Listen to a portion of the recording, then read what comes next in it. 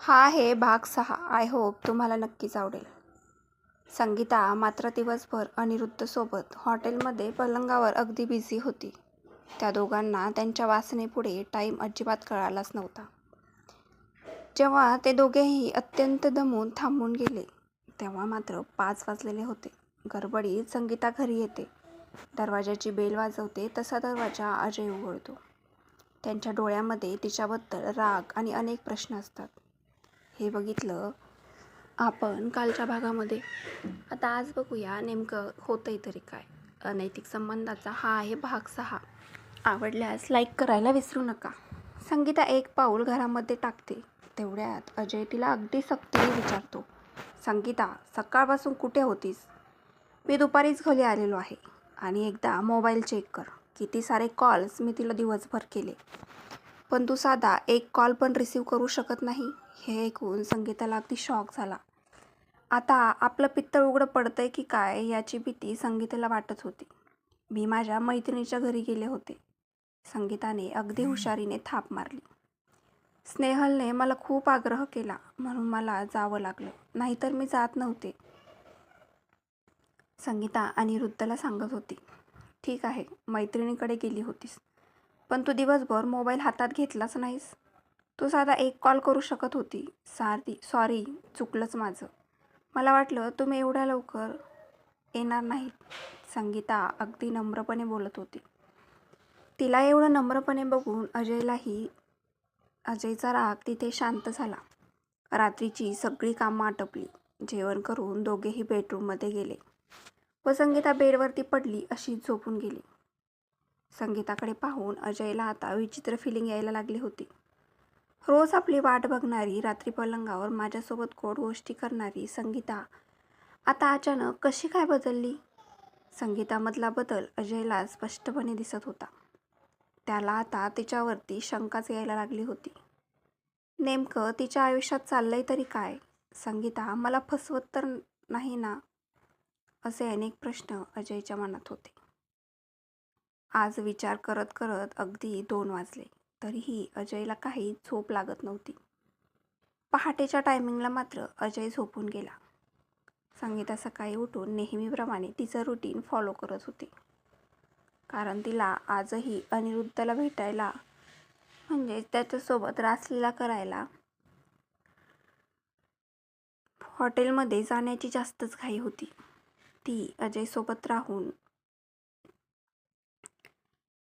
अत्यंत धुंद झालेली होती. कामवासना तिच्या अगदी डोक्यावर बसलेली होती. 11 वाजले. अजय काही ऑफिसला जायचं नाव घेतच नव्हता. अजय म्हणाला, संगीता मला बरं वाटत नाही. मी आज ऑफिसला जाणार नाही. मी हॉस्पिटलला जरा जाऊन येतो. मला यायला थोडा उशीर होईल. हे कारण देऊन अजय घराच्या बाहेर पडला व गेटच्या बाहेर त्यांनी त्याची गाडी लावून तिथेच बराच वेळ संगीता बाहेर येते की काय त्याची वाट बघत होता. आता त्याला काही करून संगीताचे नेमकं चाललंय काय याचा छडा लावायचा होता. संगीतावरती त्याला बऱ्यापैकी संशय येत होता. नेमकं ही बाहेर जाती कुठे, एवढा उशीर होतो का हे त्याला शोधून काढायचंच होतं. तेवढ्यात 12च्या सुमारास संगीता अगदी तोंड बांधून घराच्या बाहेर पडली. रिक्षावाल्याला बोलून रिक्षामध्ये बसून ती हॉटेलच्या दिशेने निघाली होती. तशीच अजयनी गाडी तिच्या रिक्षाच्या मागे घेतली व तिच्या रिक्षाला तो फॉलो करू लागला. अगदी शहराच्या थोडीशी बाहेर एका हॉटेलमध्ये तिची रिक्षा थांबली. तिथे अनिरुद्ध तिची वाट पाहत होता. संगीता बाहेर येऊन अनिरुद्धसोबत गाळाभेट झाली. हे सगळं पाहून अजयला मात्र फक्त चक्कर यायचीच बाकी. त्याचा संसार त्याला आता तुटताना दिसत होता. एवढी नम्र संगीता अशी वागू शकते याचा त्याला विश्वासच बसत नव्हता. अनिरुद्धचा मात्र चेहरा अजयला दिसत नव्हता. ते तसे दोघे एकमेकांच्या गळ्यात हात टाकून हॉटेलमध्ये शिरले. अनिरुद्धही त्याच्या मागे हळूहळू आत गेला. दोघांनाही रिसेप्शनवरती एंट्री केली. एंट्रीमध्ये त्यांनी आजही त्यांची खरे नाव टाकली व ते दोघेही रूम नंबर 202 मध्ये गेले. अजयची मात्र पायाखालची जमीन सरकली. मी कुठेतरी कमी पडलो हा विचार तो करत होता. मी कामामध्ये एवढा व्यस्त झालो, संगीताकडे मी एवढं लक्ष दिलंच नाही. माझंच प्रेम कुठेतरी कमी पडलं असेल. अजय मात्र एंट्री रजिस्टर शेजारी जाऊन उभा राहिला. रिसेप्शनिस्ट त्याला विचारत होती, सर कुठली रूम बुक करायची? तेव्हा तो अगदी तत्तमम्म करत बोलला. अगदी आत्ताच एंट्री केल्यामुळे त्याला संगीता व अनिरुद्धचं नाव स्पष्ट दिसत होतं. तो तिथल्या लोकांची नजर चुकवून रजिस्टरचा एक फोटो काढून घेतो. तिथून हॉटेलच्या बाहेर येऊन थांबतो. आता हे दोघे बाहेर आले की मग त्यांना आज रंगेहात पकडायचं हाच विचार तो करत होता.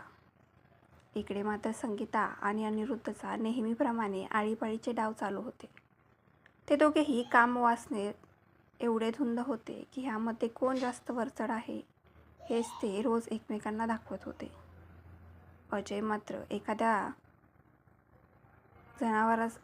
अनिरुद्ध मात्र एखाद्या जनावरासारखा संगीतावरती तुटून पडला होता. संगीताही त्याला अगदी तोडीस तोड ठरत त्याला प्रतिसाद देत होते. अनिरुद्ध आणि संगीताचा प्रणय अगदी रंगात आला होता. 2 वेळा करूनही अनिरुद्धचं पोट काही भरलंच नव्हतं. आता तो परत 3ऱ्या वेळेसाठी संगीतावरती स्वार झालेला होता व तिच्यावरती तो जबरदस्त मर्दानीपणा दाखवत होता. संगीतालाही तो तिच्यावरती स्वार हवाच होता. इकडे अजय मात्र बिना पाण्याचा हॉटेलच्या दारामध्ये उभा राहून त्या दोघांची वाट पाहत होता. आतमध्ये जाऊन डायरेक्ट रूममध्ये त्यांना पकडावं हाही विचार त्याच्या मनामध्ये आला होता. पण नाही, संगीता जेव्हा बाहेर येईल तेव्हा आपण तिला व त्याला बघून घेऊ. आज काय तो निर्णय करूच या विचाराने अजय मात्र तिथे तसाच उभा होता. अजयला आता वाट पाहून 5 वाजले होते. आता मात्र त्याचे पेशन्स संपले होते. दोघेही आपले कपडे आवरून फ्रेश होऊन हॉटेलच्या बाहेर पडले. अजय बाहेरच त्यांची वाट पाहत होता. अजयने हेल्मेट घातल्यामुळे तो त्यांना ओळखायला येत नव्हता. संगीता व अनिरुद्ध एकमेकांच्या कमरेत हात घालून हॉटेलच्या दारामध्ये रिक्षाची वाट पाहत होते. त्यांचे घाणेरडे चाळे हॉटेलच्या दारातही चालूच होते. पूर्ण दिवसभर करूनही त्यांचं भागलं नव्हतं. हे सगळं बघून आता अजयच्या डोळ्यात रक्त उतरलं. अनिरुद्धचा चेहरा पाहून अजयच्या डोक्यामध्ये तर मुंग्याच आल्या. अनिरुद्ध हा तर आपला कलीग, पण हा संगीताबरोबर कसा? ते पण पूर्ण दिवस हॉटेलमध्ये? हा विचार करत होताच तेवढ्यात रिक्षा येऊन थांबली. दोघेही रिक्षामध्ये बसून निघून गेले. मात्र अनिरुद्धचा चेहरा पाहून काही सुचेनासं झालं होतं अजयला. तो अगदी भांबावून गेला होता. आपली बायको आपलं विश्वासघात करत आहे ही गोष्ट पचवायला जरा जडच होती. संगीता आणि अनिरुद्ध दोघेही घरी निघून गेले. अजयही त्याच्या मागे गेला, पण तोपर्यंत रिक्षा भरपूर पुढे गेली होती. रिक्षावरची अजयची नजर चुकली होती. अजय तसाच घरी निघून गेला. त्याच्या अगोदर संगीता घरी जाऊन फ्रेश झालेली होती. अजयला पाहून संगीता म्हणते, आलात तुम्ही? किती वेळची वाट बघते तुमची. काय झालं? डॉक्टरांनी काय सांगितलं? संगीता अगदी प्रेमाने अजयची चौकशी करत होती. पण अजय तिला काहीच न बोलता डायरेक्ट बेडरूममध्ये निघून गेला. संगीताने पण जास्त लक्ष न देता ती तिच्या कामामध्ये पुन्हा व्यस्त झाली. दिवसभर अनुभवलेले ते कामुक क्षण, अनिरुद्ध सोबतचे ते मादक क्षण ते आठवत गालातल्या गालात सारखे हसत होती. इकडे अजय मात्र पूर्ण आयुष्य बर्बाद झालेलं होतं. आपली बायको व आपला कलिग मिळून आपल्याला फसवत आहेत ही गोष्ट त्याला मात्र काही पचतच नव्हती. आता ते काही नाही, उद्याच्याला डायरेक्ट अनिरुद्धच्या घरीच जायचं हा विचार अजय करत होता. ना जेवण करतो तो डायरेक्ट तसाच झोपून जातो. उद्याच्याला अनिरुद्धच्या घरी जाऊन त्याच्या बायकोला त्याच्या सगळं सांगायचं हा विचार करत करत अनिरुद्ध तसाच झोपून जातो. व्हिडिओ आवडला असेल तर लाईक करा. चॅनलवर नवीन असेल तर सबस्क्राईब करा.